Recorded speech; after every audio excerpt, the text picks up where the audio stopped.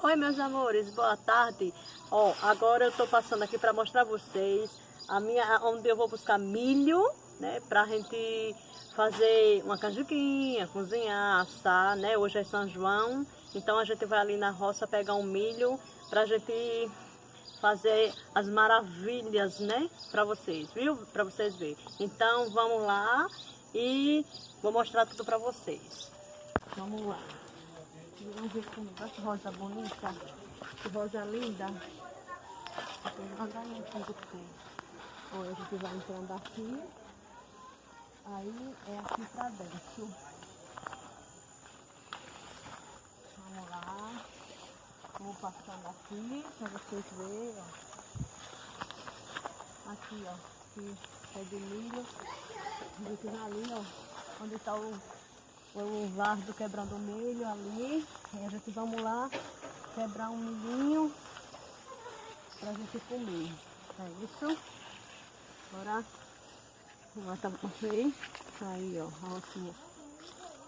Uma cortada. E vamos passar. Gente, ó, vou quebrar agora a espiga de milho aqui. O Vádio tá quebrando aqui. Senhora. Né, Vádio? Vira, Vádio? Aqui. Não. Deixa tudo certo. Vou quebrando assim, ó.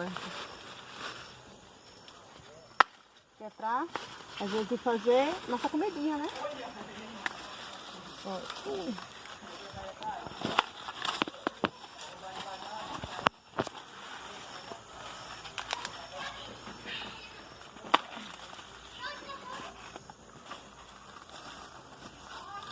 Bora lá, vamos quebrar mais um. Ó, minha gente, já tô aqui com o milho. Agora eu tô ajeitando aqui ele, cortando aqui para tirar umas palhas, né? Eu tô aqui mostrando para vocês.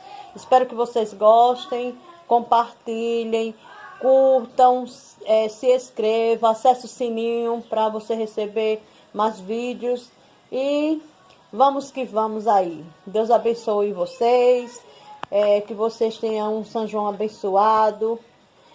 Curtam, mesmo em casa dá para curtir com a família e até o próximo vídeo, se Deus quiser. E Ele há de querer no nome de Jesus. Fiquem com Deus, meus amores. Tchau.